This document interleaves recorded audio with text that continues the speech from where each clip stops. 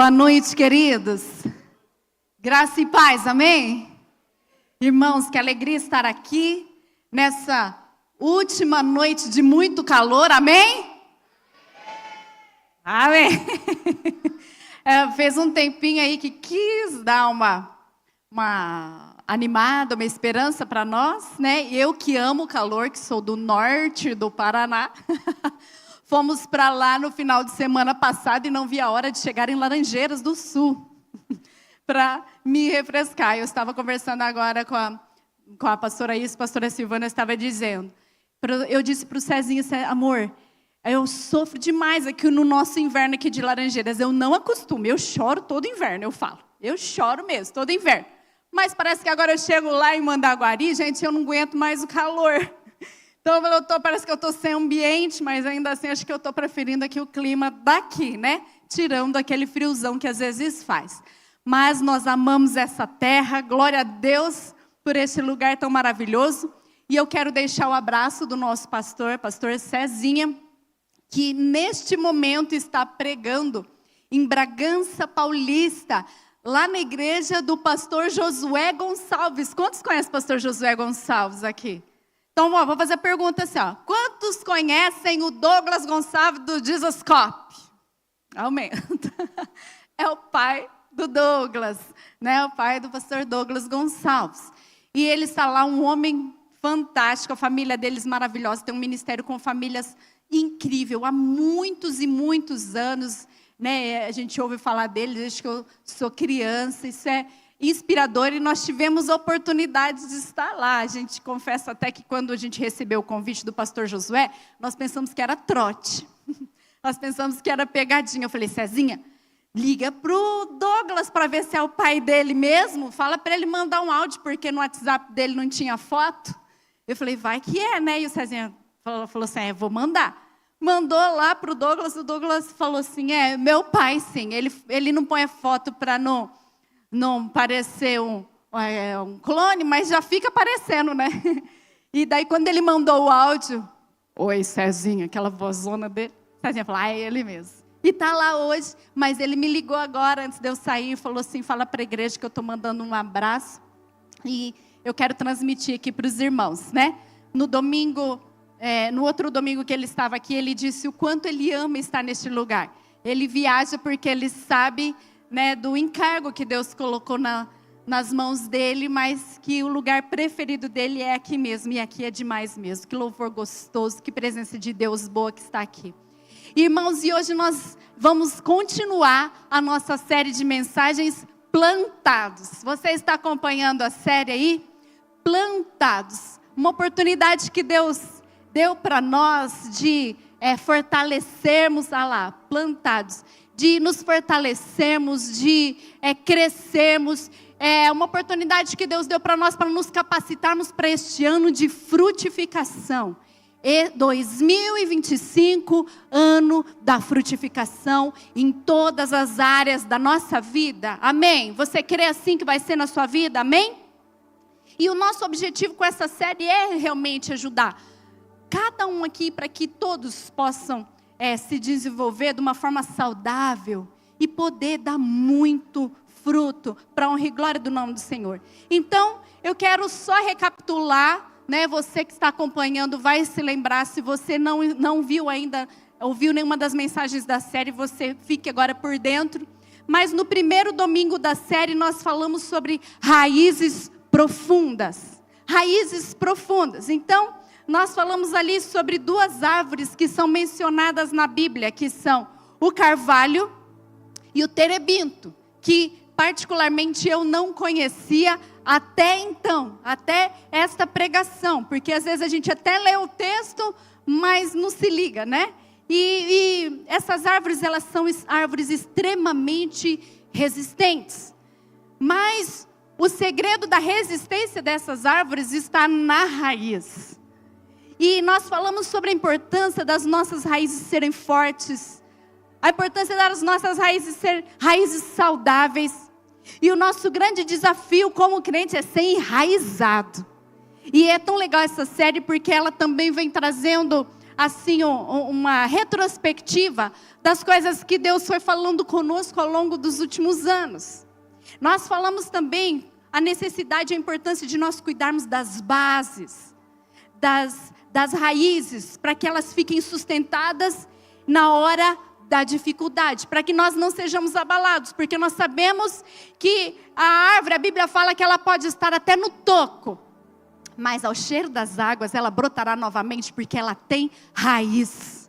A árvore que tem raiz profunda, ela sempre vai brotar para a glória de Deus, e eu profetizo isso sobre a sua vida, em nome de Jesus, amém? E então, no segundo domingo da nossa série, nós falamos sobre troncos fortes. Troncos fortes. Nós falamos aqui sobre outras duas árvores, que são a palmeira e o cedro do Líbano. Nós falamos aqui sobre aquilo que aquilo que cresce da terra para cima. Nós falamos no primeiro, daquilo que cresce da terra para baixo. E no segundo domingo, aquilo que cresce da terra para cima. Ou seja, aquilo que é visível. Porque as raízes ninguém vê. É aquilo que é construído no secreto, longe dos olhares. Mas já o tronco, ele pode ser visível. Então nós falamos sobre a importância de estarmos aqui como igreja, reunidos, a vitalidade que há em estar plantados na casa do Senhor, em viver em comunidade. Nós falamos aqui sobre as características da palmeira, do cedro do Líbano. Nós citamos o Salmos 92 que fala sobre isso, firmados, plantados na casa do Senhor, florescerão. E gente, olha, é incrível a construção dessa mensagem, porque assim como mostra para nós no nosso banner, né, do ano da frutificação, ela mostra um tronco sendo erguido para cima, assim, e os galhos formando a cruz. Porque não existe evangelho sem cruz. E não existe vida cristã sem a igreja de Cristo. Não existe. Então nós falamos sobre a importância da igreja de Cristo, a importância de estarmos aqui, de permanecermos no corpo. E hoje nós vamos falar sobre os resultados disso. O lugar onde todos nós desejamos chegar. Nós vamos falar sobre aquilo que é visível. Nós vamos falar hoje sobre a frutificação. Nós vamos falar sobre os ramos frutíferos. Amém? Então eu gostaria que você acompanhasse comigo. Nós vamos ler apenas um versículo. E esse versículo eu sei que você já sabe de cor, mas eu quero ler com você. João capítulo 15, versículo 1. João capítulo 15, versículo 1 diz: Eu sou a videira verdadeira e meu pai é o lavrador. Eu sou a videira verdadeira e meu pai é o lavrador. Gostaria que você fechasse os seus olhos, nós vamos orar. Peça ao Espírito Santo para ministrar o seu coração, para falar com você. Peça ao Espírito Santo para que essa semente, ela seja frutífera dentro do seu coração. Esse foi algo que Deus falou comigo esse ano de frutificação. Que também a palavra dele frutificaria dentro de mim. E eu profetizo isso sobre a sua vida em nome de Jesus. Espírito Santo, nós nos abrimos agora para a tua palavra. Nós abrimos o nosso coração e pedimos, por favor, fala conosco. Ministra o nosso coração, usa a minha vida, usa a minha boca, Senhor. Que o Senhor fale realmente primeiro comigo, Pai. Que o Senhor toque o nosso coração de uma forma especial nessa noite, em nome de Jesus. Nós repreendemos Satanás, nós declaramos amarrado agora em nome de Jesus. Todas as setas do inimigo agora vão ser canceladas no poder do nome de Jesus Cristo, para que a palavra do Senhor entre em nós e dê frutos nessa noite, em nome de Jesus. Amém. Amém. É que está calor aqui, bastante. Obrigada, Devane.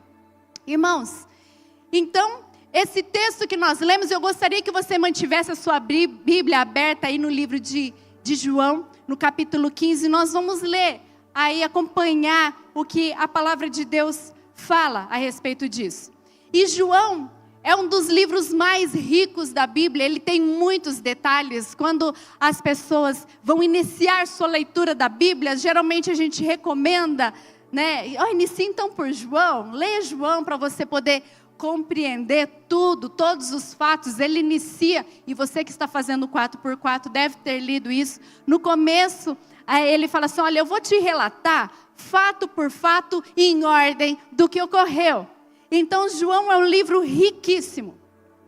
E no livro de João, Jesus faz 7 afirmações a respeito dele mesmo.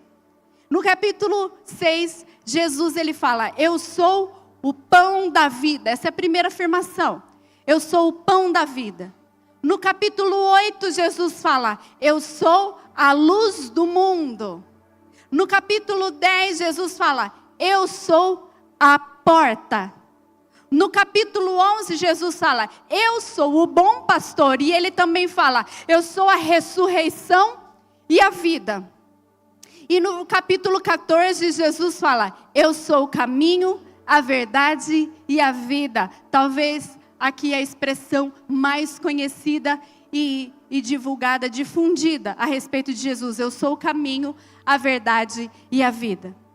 Mas existe essa 7ª afirmação que Jesus faz a seu respeito, e é dela que nós vamos tratar hoje, quando ele diz, eu sou a videira verdadeira.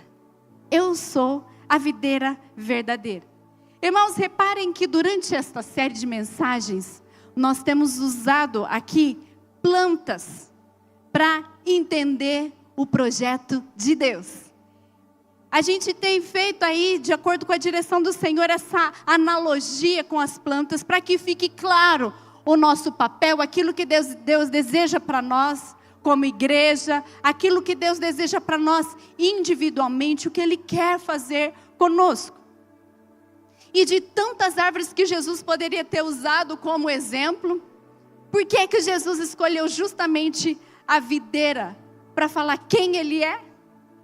Sabe, no texto, Jesus, ele começa colocando Deus como agricultor. Veja só, ele fala ali no começo, eu sou a videira verdadeira e meu pai é o lavrador, ou o agricultor. Ele está falando, tudo o que eu preciso vem de Deus, vem do meu pai, isso precisa ficar claro. Eu sou essa videira, mas o meu pai é o agricultor. Então, para que haja frutificação, para que haja crescimento, nós dependemos desse agricultor, nós dependemos desse lavrador. E quantas pessoas têm olhado para esse texto e não têm percebido a necessidade que tem desse agricultor? Pessoas que querem viver uma vida independente deste agricultor, dessa videira verdadeira.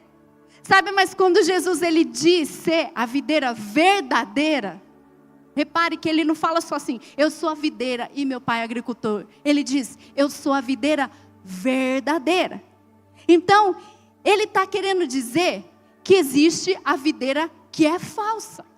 Se ele precisa falar que ele é a verdadeira, quer dizer que existe a falsa. Só existe algo falso para coisas que já existem, que são verdadeiras.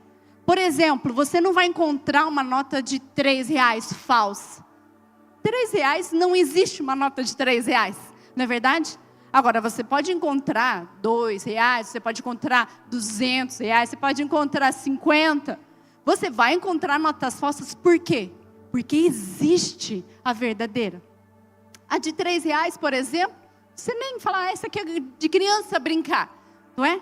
Então, se existe a falsa, é porque existe a verdadeira. Irmãos, e quantas pessoas têm optado pela videira falsa?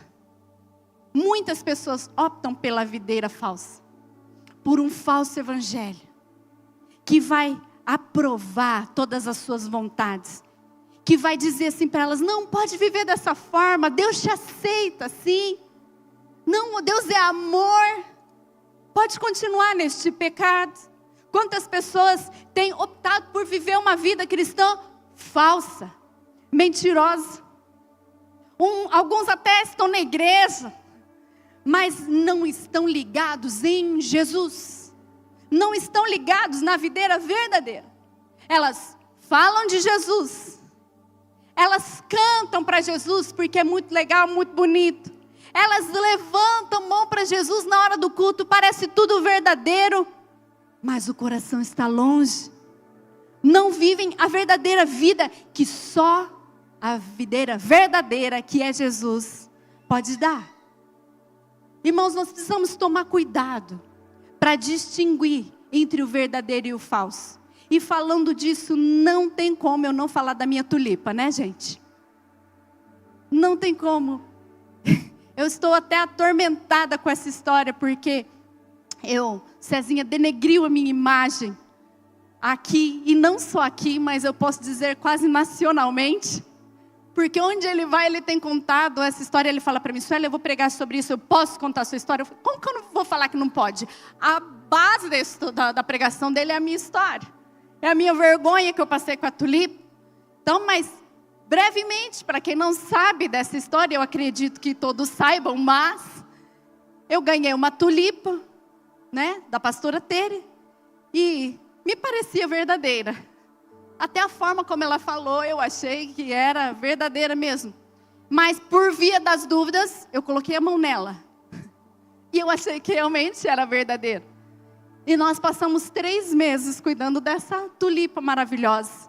E era época do inverno, porque é uma flor de frio, né? E eu fui na internet, pesquisei e vi que tinha que regar com uma pedra de gelo. E tinha que dormir na geladeira. Então, gente, todos os dias, vai eu, ou a dona Cleusa, não sei se ela está aí, porque a dona Cleusa é minha cúmplice. E nós colocávamos uma pedrinha de gelo. E, milagrosamente, essa tulipa chupava a água do gelo. E todo dia, isso que deixava o Cezinha mais nervoso, é porque ele tinha que tirar as grades da geladeira, para eu pôr o meu vaso inteiro lá dentro, de tulipa. E foram assim por 3 meses, até que um dia eu estava achando muito estranho que a tulipa nunca morria. E eu sabia que não era que eu era tão maravilhosa nos cuidados assim, né? Eu me conheci. Até que nós vimos um arame. E daí eu vi que a bichinha era falsa. Então, cuidei 3 meses de uma flor falsa. Mas depois vocês viram aqui, depois Cezinha contou, eu recebi uma de verdade e ela morreu. Glória a Deus. E era linda, irmãos. Mas ela não era verdadeira. E eu já estava me achando porque eu era muito boa no cuidar da tulipa. Mas claro, ela não era verdadeira, ela era falsa. Sabe, eu me esforcei tanto. Porque eu achava, realmente, não, é a tulipa de verdade. E eu me esforcei e eu não sabia que ela era falsa. E na verdade, ela nem precisava de cuidado algum. Não precisava. Todo aquele meu esforço, irmãos, era em vão. Porque não era para a verdadeira que eu estava fazendo, eu estava fazendo para a falsa. Então ela nunca ia produzir algo, porque era falso. Sabe, a Bíblia fala para nós do anticristo, a Bíblia fala para nós do fim dos tempos, o tempo que nós estamos vivendo hoje. E a Bíblia fala para nós assim, que se possível ele vai enganar até os escolhidos. Até os escolhidos. Sabe por quê? Porque se parece muito com o verdadeiro. Parece demais. Então, quando a Bíblia fala que até aqueles que conhecem podem ser enganados, então quer dizer que o risco é grande, porque há muita similaridade, mas não é o verdadeiro. Sabe, quando eu estou conectada à videira verdadeira, a seiva, ela sai do tronco e ela passa para o galho. E a mesma vida que pulsa nas raízes e no tronco, ela é estendida para os ramos, que naturalmente vão frutificar. Irmãos, antes de galhos frutíferos, nós precisamos ter raízes e troncos fortes. É o processo da planta e é o processo da vida cristã. É o processo da minha e da sua vida. E nesse processo nós precisamos falar. Existe também a poda para que cresça mais forte ainda. A Bíblia fala, João, aí no capítulo 15, eu quero que você olhe aí no versículo 2.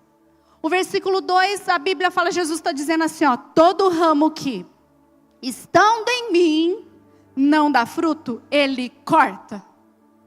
Todo ramo que dá fruto, ele poda, para que produza ainda mais. Então vê, repete comigo assim, corta. Agora fala, poda.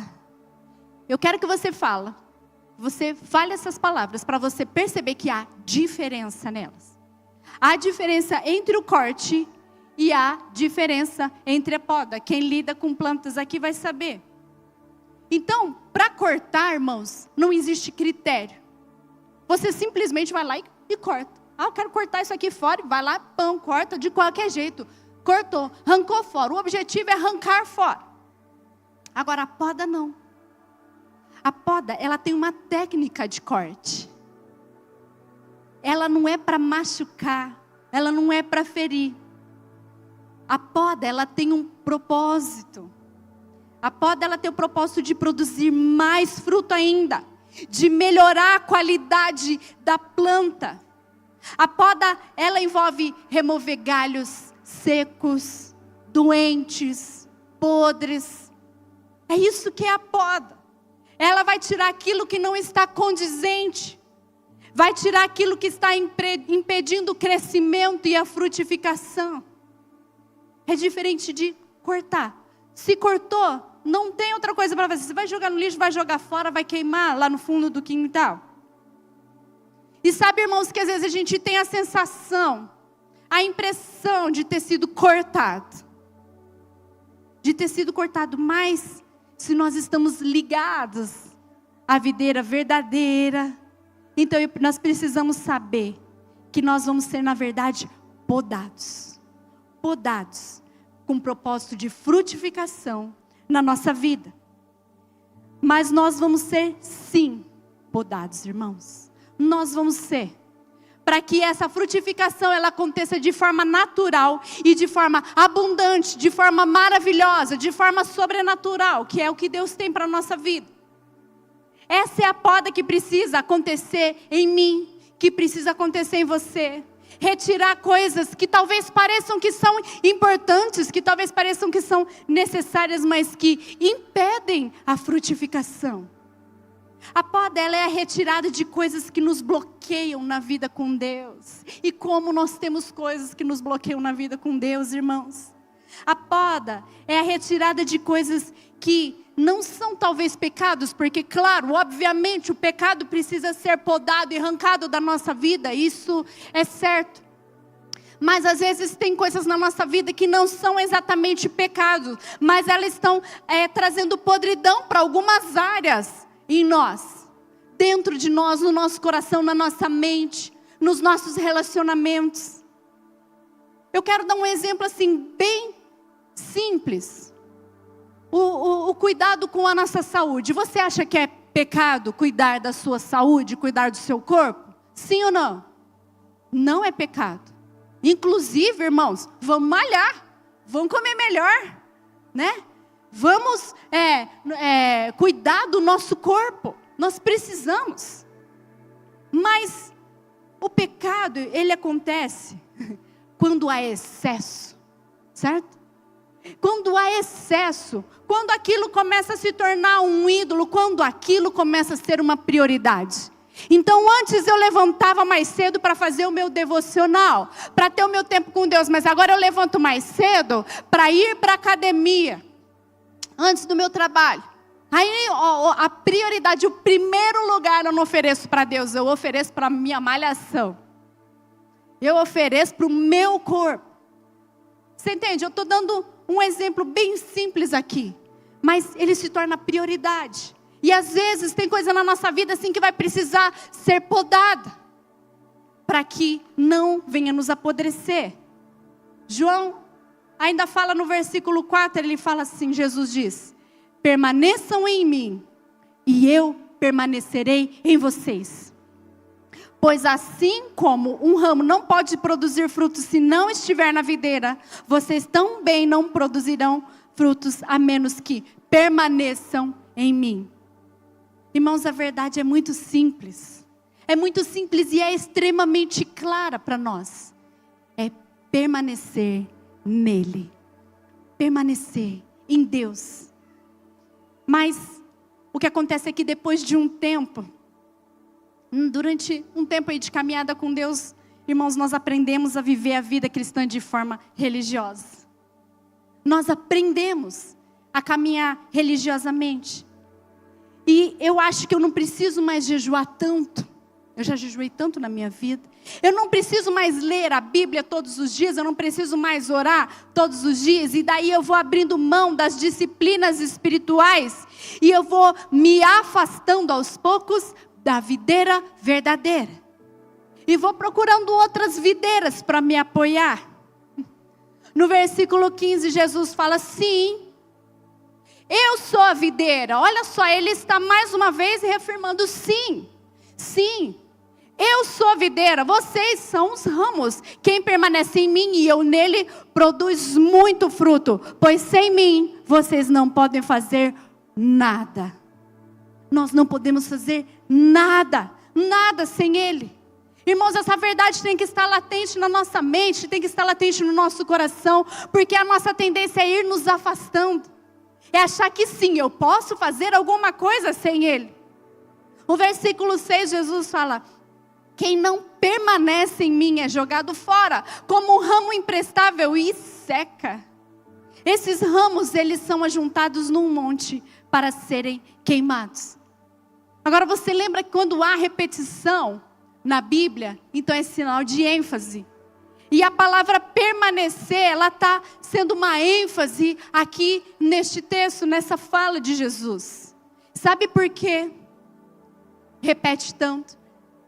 Porque nós temos dificuldade em permanecer. Irmãos, essa é a verdade.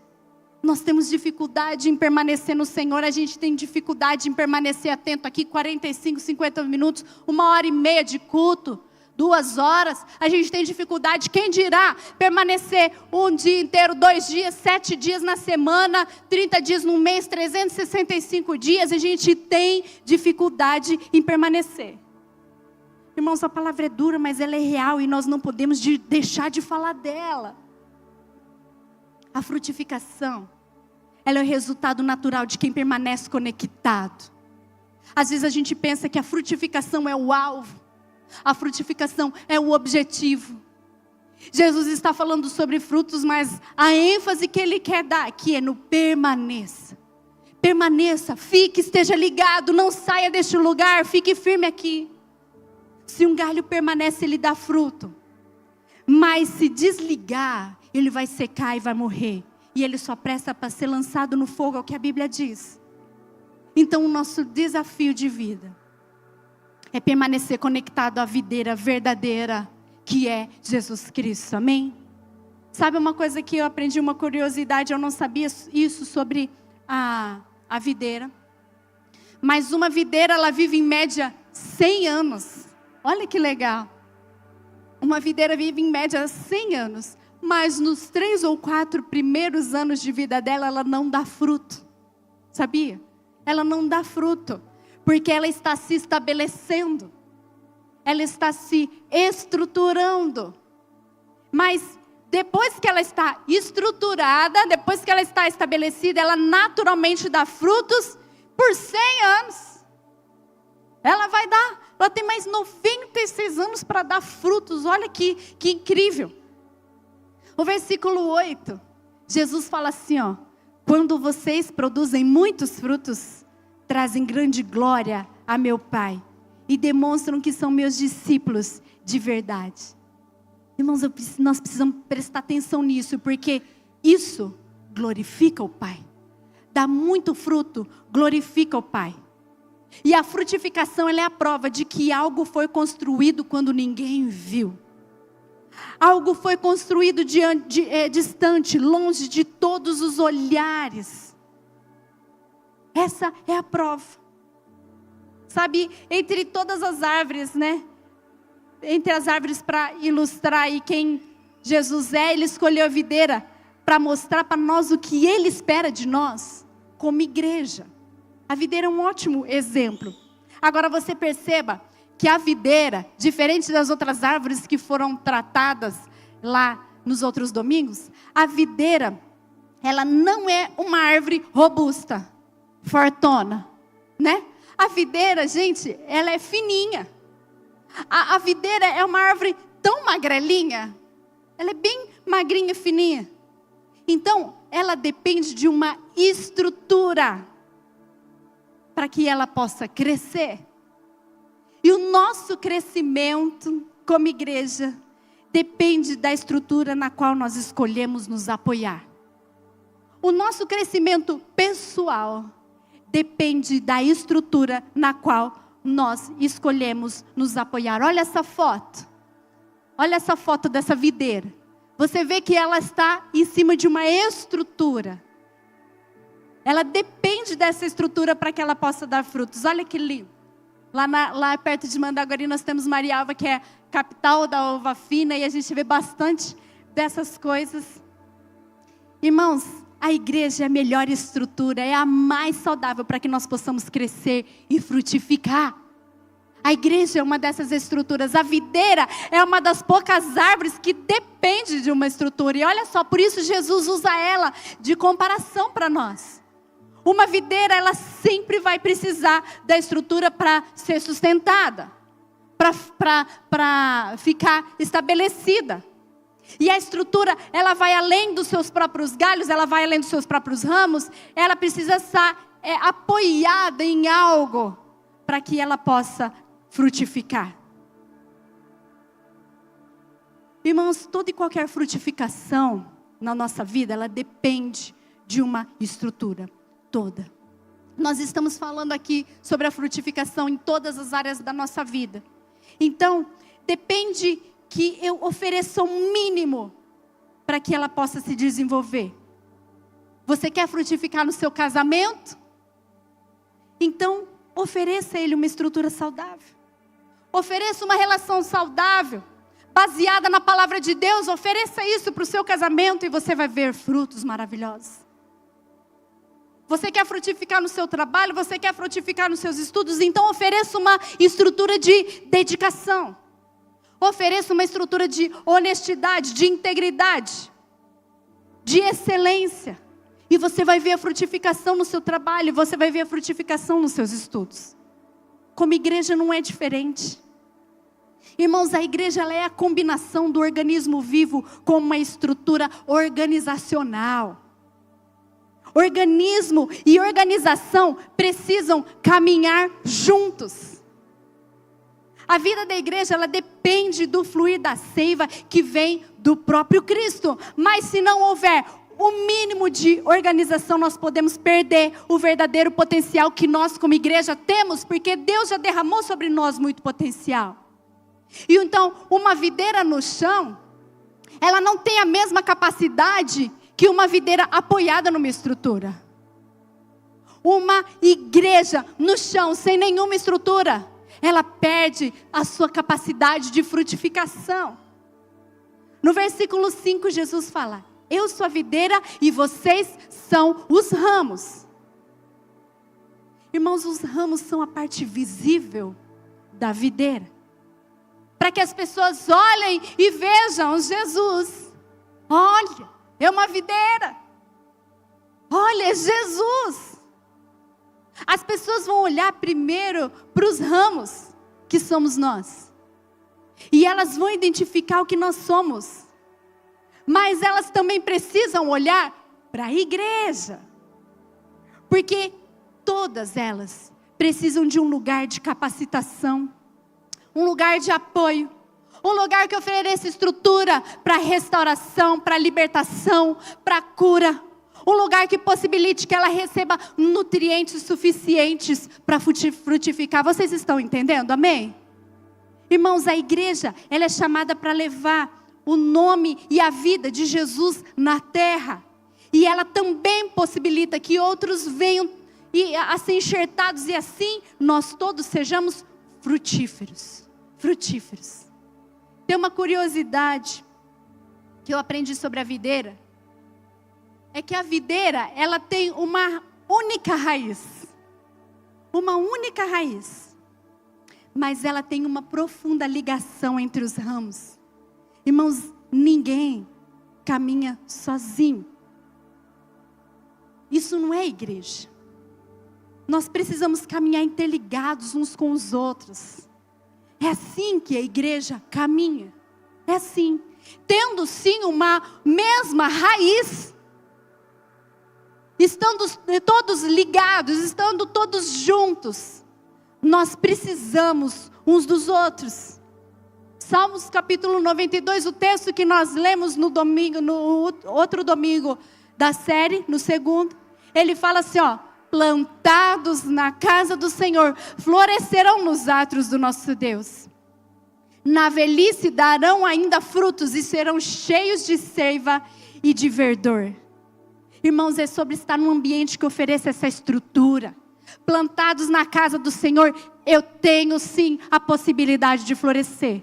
Estabelecidos lá na casa do Senhor, então eu vou florescer na presença de Deus. Plantado na casa do Senhor. Ninguém vive sozinho. Nós precisamos estar ligados em Deus. Irmãos, a cruz, ela se manifesta dessa forma.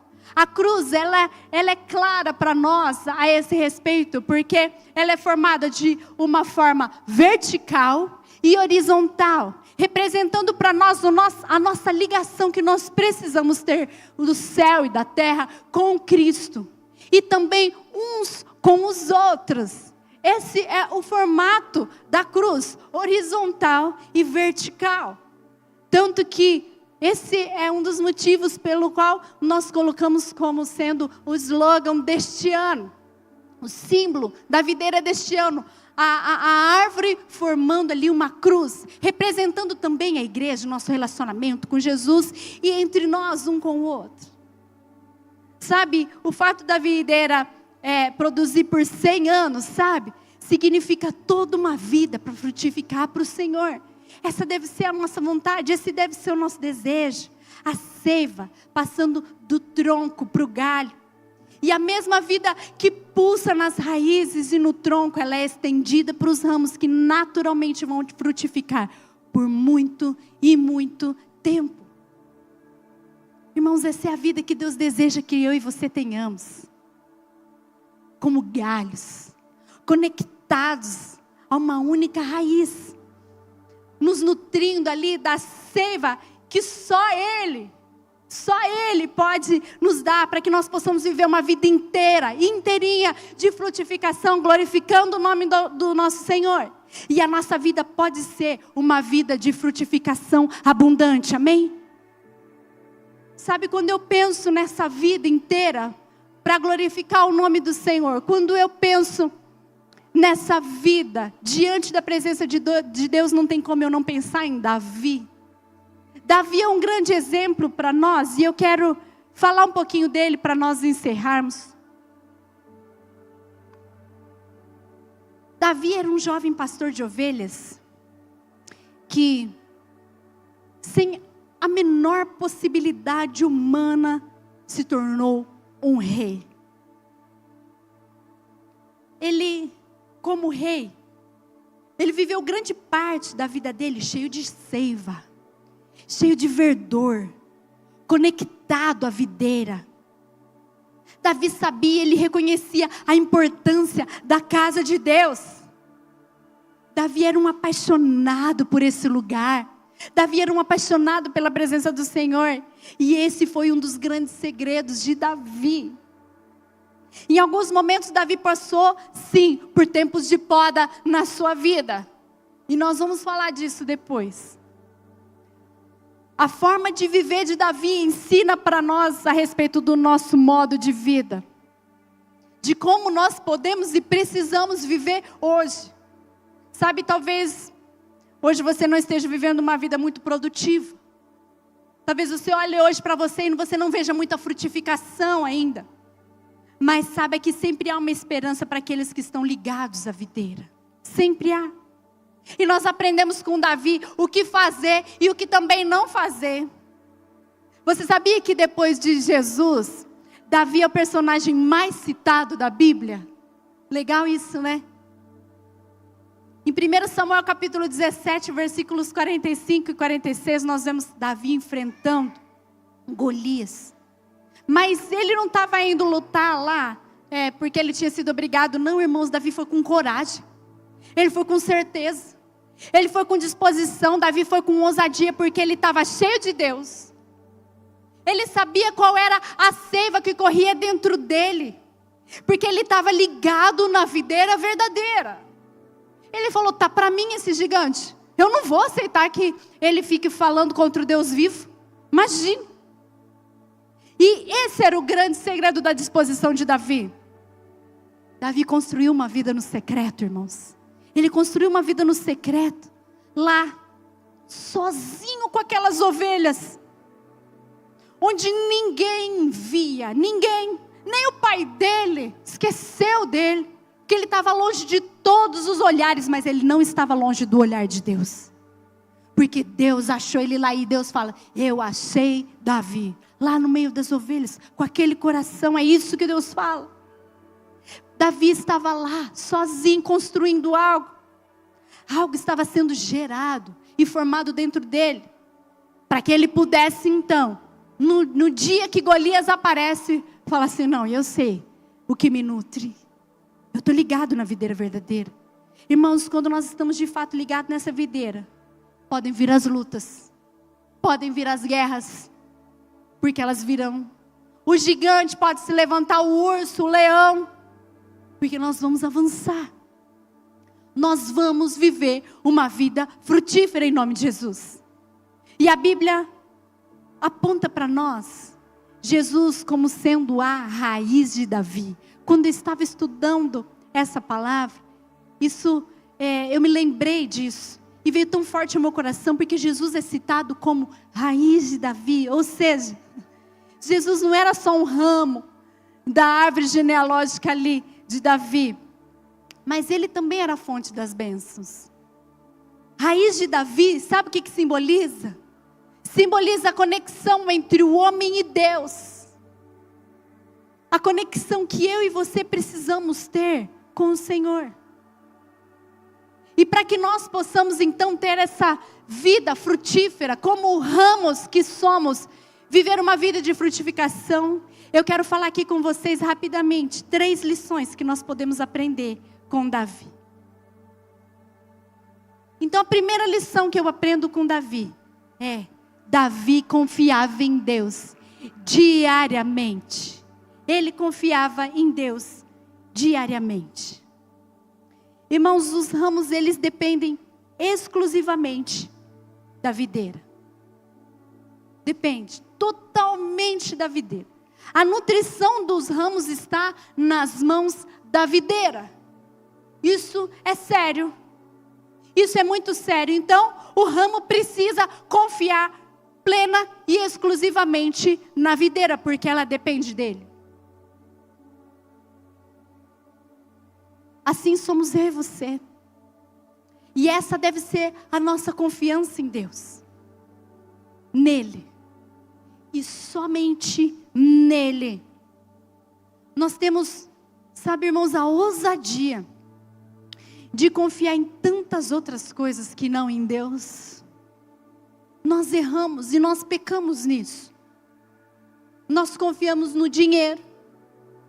Nós confiamos na saúde. Nós confiamos nos nossos relacionamentos. Às vezes a gente confia até em nós mesmos e eu falo, eu me garanto, nessa área eu me garanto, né? Você talvez já falou aquela frase, tendo saúde, o resto a gente corre atrás. Estou apoiando minha confiança em algo que não é em Deus. Mas quando nós confiamos dessa forma, então nós temos uma confiança dividida. Ou seja, nós não confiamos então em Deus plenamente e diariamente. A nossa confiança, ela também pode ser circunstancial. Então, tem gente que confia em Deus dependendo da situação. Porque se for algo resolvível por mim, eu vou confiar em mim. Eu vou confiar na minha habilidade. Eu vou confiar no que eu posso fazer.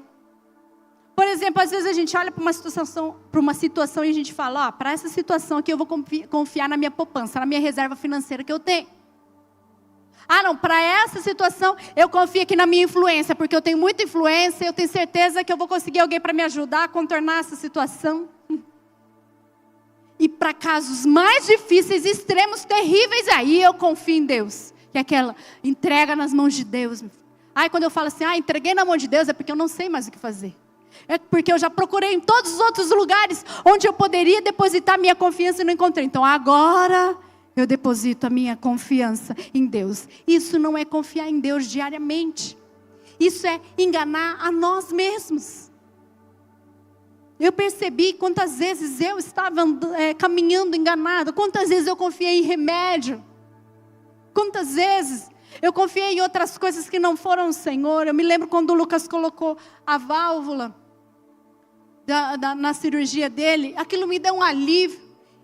Até o dia que a válvula parou de funcionar e o Lucas teve então que trocar aquela válvula. Foi muito difícil, os irmãos já sabem da situação. Então Deus ministrou meu coração. Ele falou, Sueli, sua confiança não está em mim, sua confiança está num recurso humano. Está numa válvula. Eu tive que dizer, Senhor, eu preciso confiar no Senhor. Porque se eu não confiar no Senhor, gente, em vão vigia a sentinela, em vão as pessoas trabalham, em vão todo o nosso esforço, se a minha confiança não for no Senhor. Davi caminhava em confiança com o Senhor diariamente. Sabe por quê? Porque se fosse o contrário, como é que ele enfrentaria aquele gigante? Sem confiança, confiando numa fundinha de nada. Eu não sei se vocês já viram que tem um vídeo na internet que mostra um cara mostrando como era uma funda. Gente, por favor, olha, é inacreditável. Não tem como pôr a confiança numa funda. Mas, muitas vezes é o que a gente faz. E Deus está olhando para nós e está falando assim, eu não acredito que ela está apoiando a confiança dela nisso. Sabe, Davi sabia que uma seiva de vida corria no interior dele. Davi confiava porque ele lembrava que quando ele precisou enfrentar um leão, quando ele precisou enfrentar um urso lá no campo sozinho, ninguém estava vendo, não tinha quem o ajudasse, mas Deus estava com ele dando força. Porque quem aqui é capaz de naturalmente, humanamente ir lá e rebentar um leão, matar um urso, gente, isso não é terrível? Não, outro caso que a gente sabe que enfrentou um leão foi Sansão, que tinha algo sobrenatural de Deus. Então, irmãos, humanamente não tem como. Mas Davi foi e fez, porque ele sabia que Deus dava graça para ele. Deus é quem dava força para ele para vencer. Ele sabia que ele nunca estava só. E que naquele momento com aquele gigante não era diferente. Ele sabia dessas verdades. Salmo capítulo 125, versículo 1. Os que confiam no Senhor serão como os montes de Sião, que não se abalam, mas permanecem para sempre. Olha só. Não se abala, nem abala. Nem abala. Nós não estamos nem falando de cair, de derrubar, de pôr para o chão. Nós estamos falando daquela abalada. Quantas vezes você já ficou abalado? Quantas vezes a sua confiança ficou abalada, porque ela não estava fundamentada no Senhor. Mas os que confiam no Senhor não serão abalados, e eles permanecerão. Irmãos, fé não é aquilo que você declara acreditar, não é a sua crença. Fé é como você lida com as adversidades. Fé é a forma como você lida na hora da luta, na hora da crise, na hora de dificuldade. Isso é fé. Porque falar que tem fé, falar que confia em Deus, qualquer um fala. Mas é na hora da luta e da dificuldade que a gente vai ver se nós mesmos confiamos em Deus de verdade ou não. Sim ou não, gente? Não é? É na hora da luta, é na hora da dificuldade. Salmos capítulo 37, versículo 5. Davi sabia que com Deus ele podia enfrentar qualquer gigante. Ele ia sair vencedor. Irmãos, como ramos bem ligados à videira que é Cristo, a nossa confiança precisa estar em Deus todos os dias. Não é hoje eu confio, amanhã eu não confio. Não, é todos os dias. Porque eu tenho que entender todo o meu sustento vem de Deus. Vem de Deus.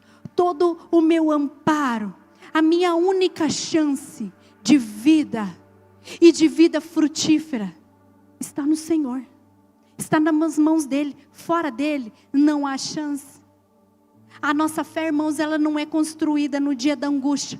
A nossa fé, ela não é construída no dia da adversidade. A nossa fé é construída no dia a dia. Todo dia um pouquinho. Eu vou lá e eu busco a Deus e eu leio, eu me encho, então eu entendo. Não, eu posso mesmo confiar no Senhor.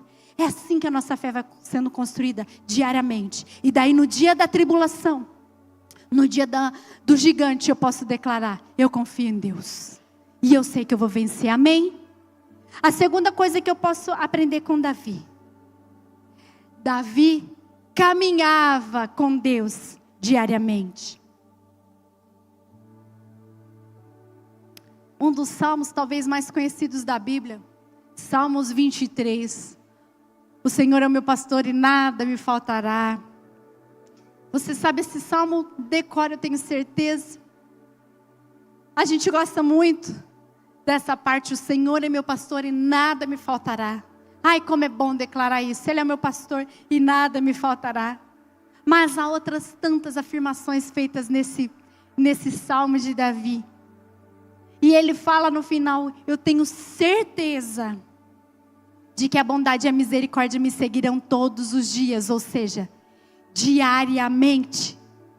E eu viverei na casa do Senhor para sempre. Todos os dias da minha vida, eu vou estar neste lugar. Eu vou caminhar com o Senhor. Eu vou estar diante da presença dEle. Sabe, esse salmo foi escrito por um pastor de ovelhas. Alguém que aprendeu a cuidar daquilo que é importante para Deus. Irmãos, Davi enfrentou frio. Davi enfrentou fome. Davi enfrentou lutas, dificuldades. Mas ele aprendeu. Irmãos, Davi caminhava com Deus. Ele amava a presença de Deus. Quando ele ainda era um simples pastor de ovelhas, foi exatamente isso que atraiu o olhar do Senhor para Davi. Ele tinha uma caminhada diária com Deus. Todo dia ele estava lá com a harpinha dele, cantando louvores, fazendo composições para o Senhor, fazendo salmos para Deus. Ele caminhava com o Senhor todo dia. Ele sabia que Deus estava com ele e que guiaria ele pelo bom, pelo vivo caminho, a verdes pastos, águas tranquilas. Davi sabia que era o Senhor que ia refrigerar a alma dele, então todos os dias, Davi estava com o Senhor. E eu pergunto a você, como é que tem sido a sua caminhada diária com Deus? Como tem sido a sua caminhada diária?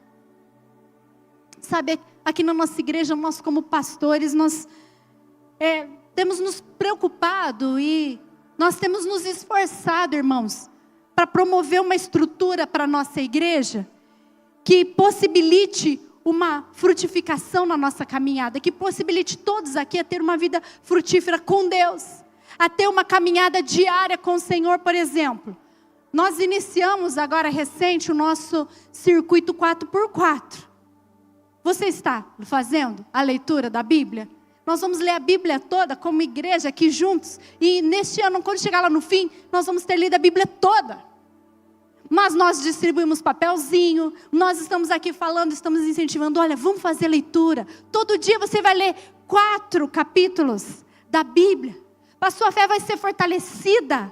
Você vai receber a seiva, o nutriente do Senhor. Olha, mas vamos todos os dias. Quando chegar no final do ano, irmãos, nós vamos ter crescido tanto como igreja. Nós nos preocupamos em ter um lugar de oração, onde você pode vir aqui todos os dias. Para ter o seu momento com Deus, para que você seja incentivado, não só na sua casa, mas vir aqui dar uma passadinha, orar, tira um tempo para você jejuar, vir aqui para a torre, para você não ficar sentindo o cheiro da comida na sua casa. Vem aqui. Tem gente que a gente sabe que sai do trabalho na hora do almoço, vai lá, pega uma marmita e vem comer aqui na igreja, porque nessa hora é o tempo que ele tem, ele vai passar aqui e vai tirar esse tempo de oração. Irmãos, as células, a vida de discipulado. Isso tudo são estruturas que nos ajudam na nossa caminhada diária com Deus. E agora nós vamos iniciar a nossa semana de santificação. Nós vamos ter todo mês. Depois da Santa Ceia, depois do domingo de Santa Ceia, vai ser a semana de santificação. Nós vamos estar aqui logo de manhãzinha e durante o dia nós vamos permanecer aqui para orar, para buscar uma palavra da parte do Senhor, para sermos fortalecidos. Irmãos, amanhã já começa essa semana de santificação. Venha, se esforce para estar aqui. Nós como igreja temos nos preocupado em oferecer essa estrutura, para que todos nós aqui possamos ter um ano maravilhoso de frutificação. Toda estrutura possível para ajudar você na sua caminhada diária com Deus. E para você poder colher os frutos maravilhosos disso. Irmãos, o nosso esforço ele deve ser por permanecer diariamente caminhando com Deus. Sabe, esse foi o segredo da vida de Enoque. A Bíblia fala que ele andou com Deus. E sabe quanto tempo Enoque viveu? 365 anos. Sabe, eu não acho que foi por acaso o 365 anos. O número 365 para nós representa esse todo dia. Todos os dias. 365 não é um ano inteiro da nossa vida? Todos os dias. Então, eu creio que não foi à toa. Por que Deus falou assim, então agora com 365 anos eu vou chamar Enoque? Foi para mostrar para nós, todos os dias na presença de Deus. Todos os dias Enoque andou com Deus. E ele teve os frutos disso. Ele colheu, ele gerou, ele frutificou. E a nossa vida também pode ser dessa forma. O ramo não escolhe permanecer na videira por alguns dias. E outros não. O ramo precisa estar ligado ao Senhor diariamente. Irmãos, a nossa caminhada é diária. Amém? A terceira e última coisa que nós aprendemos com Davi. Davi adorava a Deus diariamente. Davi, ele é para nós um exemplo de adorador. Quando a gente fala em adoração, primeiro nome que vem à nossa mente, Davi. Davi, ele era um grande adorador. Mas Davi adorava o Senhor com o coração inteiro, radical. E ele não tinha outro interesse que não realmente adorar o Senhor. Davi não queria se aparecer. Davi não queria só entrar para um ministério. Davi não. O único intuito dele era, de fato, adorar a Deus. E Davi não adorava a Deus de qualquer maneira, mas com tudo o que ele tinha e com tudo o que ele era. Davi não se importava com o que as pessoas iam pensar dele. Ah, porque ele está extravagante demais, porque ele não se importava, sabe por quê? Porque ele queria agradar a Deus todos os dias com a sua adoração. Eu tenho certeza que você deve se lembrar daquele episódio quando a arca retorna então para Israel. Quando ela vai entrando, a Bíblia fala que tem uma grande festa. Está todo mundo celebrando, está todo mundo adorando, louvando a Deus, feliz porque a arca estava de volta. Mas Davi estava lá extravagante. Ele nem ligava. Ele era o rei. Não, teoricamente ele devia estar lá naquela postura dele lá de rei, não é? Ou talvez o código real fosse pedir isso dele. Ele não estava nem aí. Ele estava no meio da galera, dançando, louvando, chorando, glorificando a Deus. A mulher dele, a Mical, olhando da janela e falando, ai, que ridículo. Que ridículo, Davi, que você está fazendo. Olha só, para que isso?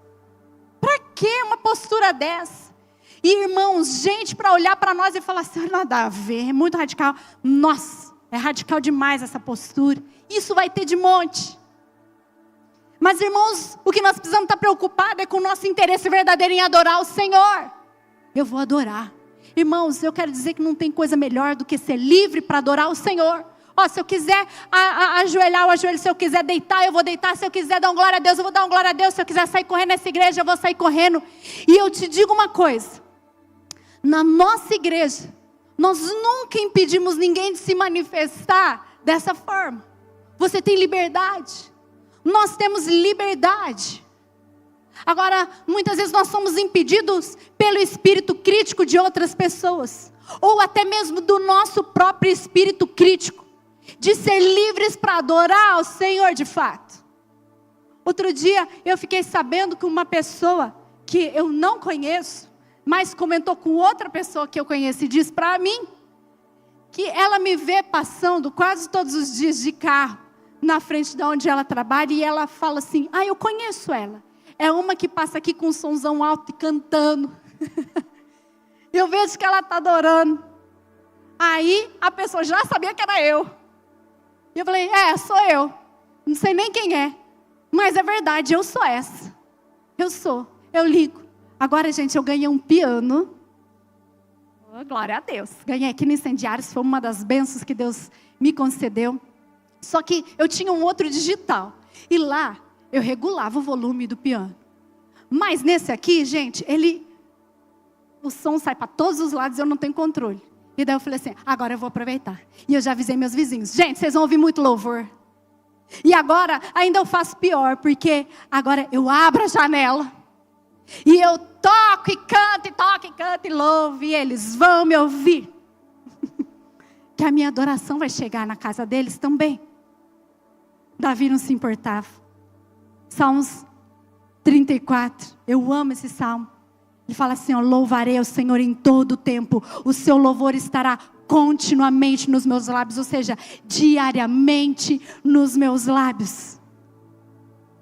Davi, ele fala, Salmo 84. Gente, que salmo incrível. Ele fala, quão amáveis são os teus tabernáculos, Senhor dos exércitos.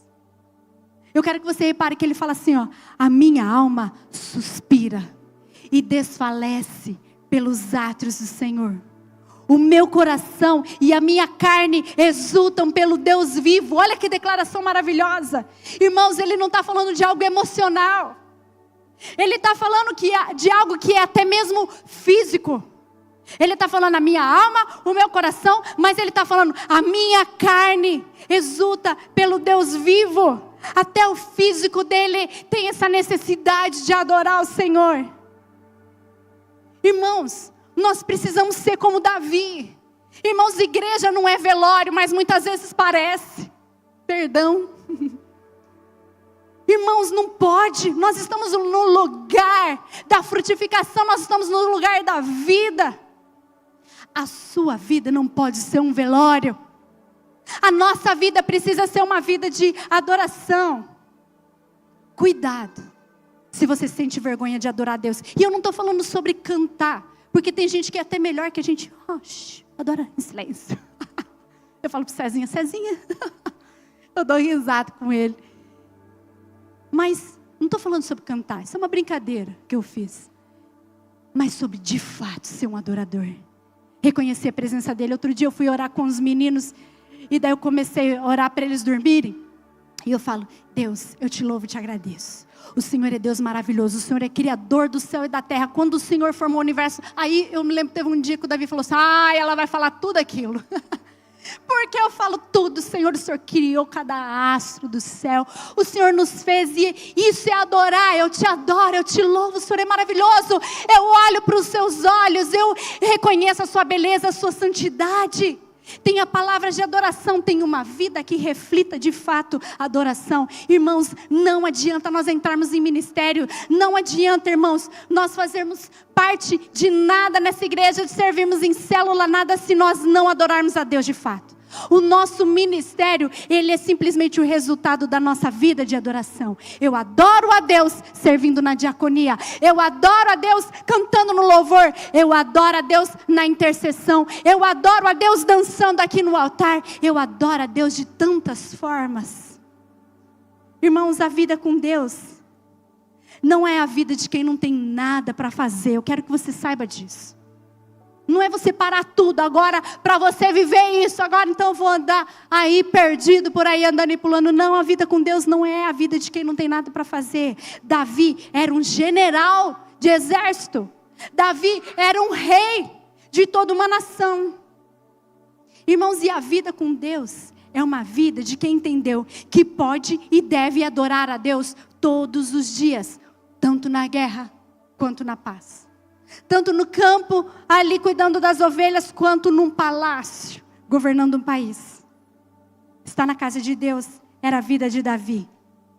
Ele era um homem que confiava diariamente em Deus. Sabe, foi dessa forma e foi com esse coração que Deus encontrou Davi.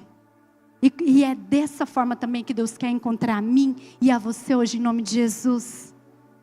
Sabe, mas eu quero encerrar falando aqui um contraponto a respeito de Davi. Infelizmente, a história de Davi tem duas partes. Duas partes. Em 2 Samuel capítulo 11, a gente vê que Davi, ele permanece ali em Jerusalém e ele não vai para a guerra e todo mundo conhece a história que acontece. E o texto ele começa dizendo assim, ó: no tempo em que os reis deveriam estar na guerra, Davi estava em casa. Ele já tinha lutado tantas e tantas guerras e ele era vitorioso. Mas por algum motivo, Davi, naquele dia ele falou assim: eu não preciso lutar essa guerra. Todos os reis estavam, era para lutar, era para ir para a batalha, mas Davi decidiu: não, dessa vez eu vou ficar. Então, ele estava no lugar errado, e na hora errada, e ele fez escolhas erradas. Davi se deita com uma mulher que não era sua, ele manda matar o seu amigo, lá na frente de batalha, morreu. Davi deu uma bola fora atrás da outra. E a Bíblia diz, em um determinado momento ela fala que Davi já se levantou depois do meio-dia. Veja só, já não estava certo. Depois do meio-dia, aí ele foi passear lá na sacada e ele viu o que ele não deveria ver. Sabe, era a pessoa certa, mas vivendo as coisas erradas. Irmãos, Davi só deixou de fazer as coisas que ele sabia que eram coisas certas a ser feitas. A única coisa, ele só deixou de fazer o que ele sabia que era certo.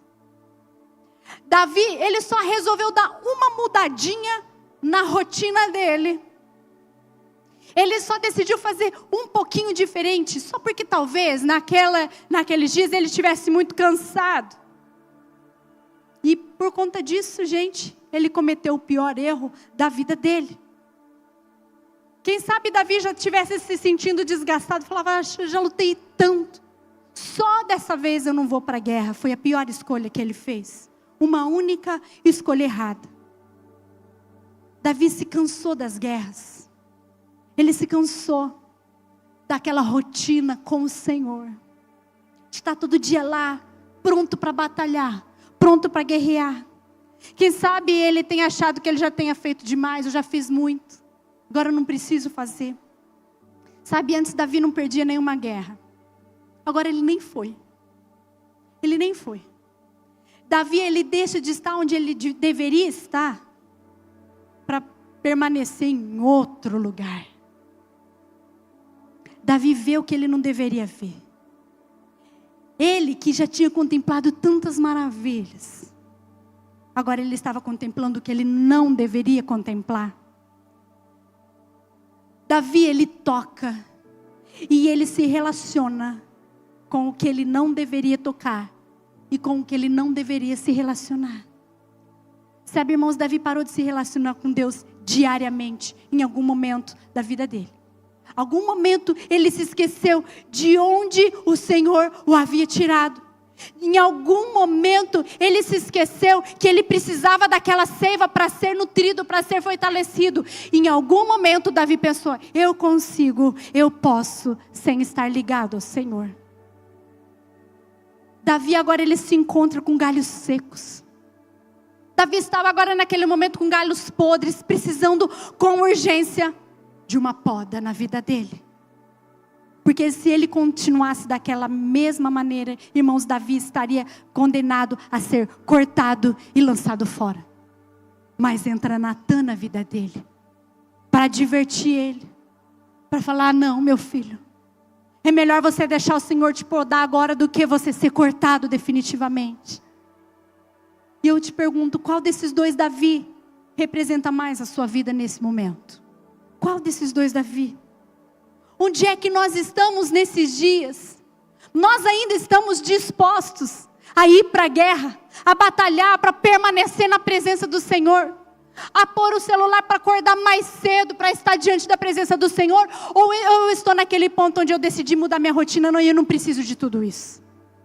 É exagero, mas que coisa, que ridículo. Para que fazer tudo isso? E daí eu falo, é verdade, não preciso de tudo isso, é demais. Eu dou aquela mudadinha. Irmãos, sabe, tragicamente alguns que sempre foram como o primeiro Davi, fortes, valentes, guerreiros, adoradores, entusiasmados. A gente vê tantos homens assim por aí, mas se descuidaram do seu relacionamento com Deus, se descuidaram. E daí, por conta disso, se tornaram como Davi, permitiram que a apatia entrasse no seu coração, tomando conta do coração. Tanto faz se hoje eu leio a Bíblia ou não, se eu oro ou não. No Salmos capítulo 51, nós vemos Davi depois de ser confrontado por Natã, e ele está lá, reconhecendo o seu pecado. Ele está reconhecendo o estado em que ele se encontra, e ele está clamando ao Senhor para ser podado. Irmãos, a dor de Davi foi horrível, e as consequências também foram horríveis. Mas Davi sabia que ele tinha uma chance, e a chance era poda na vida dele. Ele sabia que ele precisava ser podado para que ele não fosse cortado e lançado no fogo. Ele sabia que ele precisava ser limpo. Davi sabia que ele precisava ser purificado. Ele sabia que ele precisava ser tratado por Deus. Irmãos, Davi clama ao Senhor para que criasse no coração, criasse um coração puro, renovasse nele um espírito reto. Ele fala, Senhor, renova o meu espírito, traz a pureza de volta para o meu coração, porque eu me afastei. Eu sou um ramo que hoje não está ligado na videira. Senhor, me ajuda, me ajuda. Talvez hoje essa seja a sua condição, e eu quero orar por você hoje. Nós somos os ramos, com possibilidade de muitos frutos. Mas talvez o desgaste da caminhada te fez pensar que você poderia negociar algumas coisas. E talvez hoje você esteja se contentando com aquilo que é falso. Isso está bom para mim, esse pique aqui de vida com Deus está bom, quando na verdade Deus tem muito mais. Hoje eu quero orar por você. Eu quero pedir até o time